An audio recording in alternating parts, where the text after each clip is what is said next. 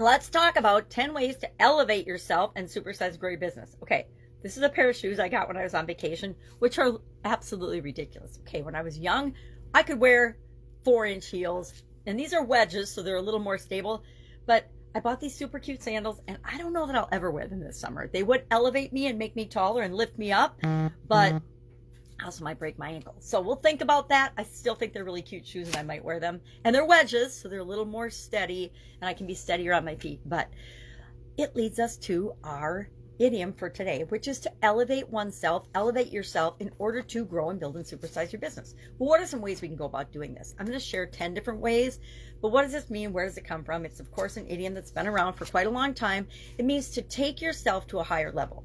People have been elevating themselves and their station and their businesses for as long as businesses and ranks existed in the world, right? So probably back in the cavemen days, cavemen and cavewomen were finding ways to be the top cave person or the top dog in their particular group or organization.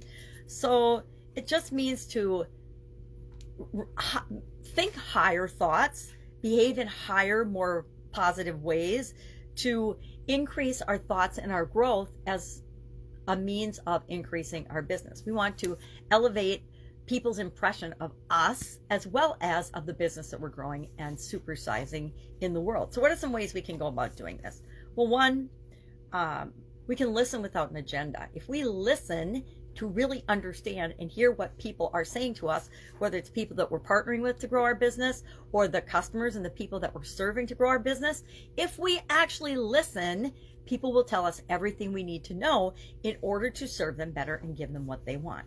Secondly, be kind to yourself and stop shoulding yourself to death. I don't know if you do that, but I definitely still catch myself, I should do this, I should do that. And then I think, does that match my goals and objectives? Yes. Then I'll do it. No, then I'll just let it go. 3, I need my magnifying glass because I can't see. Thirdly, apologize. And I don't mean just pretend to say you're sorry to people. Actually, sincerely apologize when you mess up. I don't know of a single company or single human being on the planet that hasn't messed up, made a mistake, said or done the wrong thing at some time. And if you don't have the ability to apologize sincerely and make it right, you're going to struggle in supersizing and growing your business.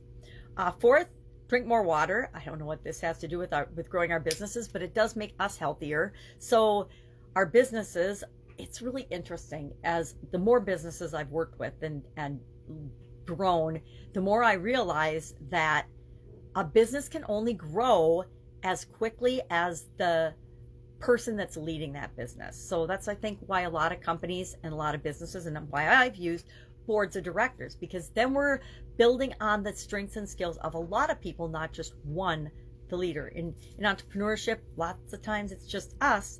And one of the most humbling things that we can realize, or epiphanies we can have, is that we are the problem in our business. We are what's holding us back. And once we let go of that, we let go of the reins of certain areas of our business, it's easier to grow and build and supersize them. So drink more water, take care of yourself. Basically, that's take care of yourself so you can take care of your business and the people that you're here to serve. Use reusable bags. I don't remember where I got this list now, but as I'm reading it seems kind of silly. But that reminds us in our business to consider the planet, recycle, reuse, use your resources wisely, because as easy as it is to get more resources, and people don't always believe that, but it's true, it's also easy to waste those resources and squander them and not be making the world a better place. Number 6, compliment somebody. Compliment somebody every single day. If you don't thank somebody every day, you're not paying attention, right? We need to be grateful to the people that help us do what it is that we do in order to continue to do the things that we do and create what we want to see in the world. Again, along the line of taking care of yourself, stretch was on this list. I got this list off the internet, obviously, because the next one is vote. And I do believe that we all need to vote. No matter what your political beliefs, no matter what your beliefs, you need to participate in something before you earn the right to complain about it. If you haven't participated, if you haven't learned what's going on, and if you haven't cast your opinion by voting, then you probably shouldn't bitch and moan and complain about it. Number 9, take 5 minutes to be still and breathe. I didn't used to do this, and I have to remind myself to do it every single day still, but at least once a day, usually several times a day, I will sit by a window if it's winter and cold outside, or I will actually step outside, let the sun shine on my face, unless it's raining or snowing, of course, and just breathe in and remember the things I'm grateful for. Appreciate what's working, because I want to create more of that, and that gives me a chance to recharge my batteries. And then finally, number 10, say no to things that are not for you and your business. We so often, again, get locked into the shoulds and the things we should do in our life and in our businesses and what other people are doing and has worked for them.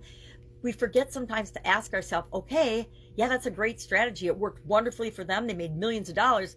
But is it right for my business, our goals and objectives, what we want to do in the world or not? We need to ask ourselves that.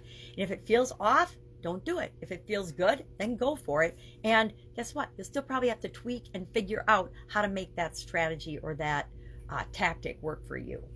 I say go with a more long-term focus when we're building and growing and supersizing our business.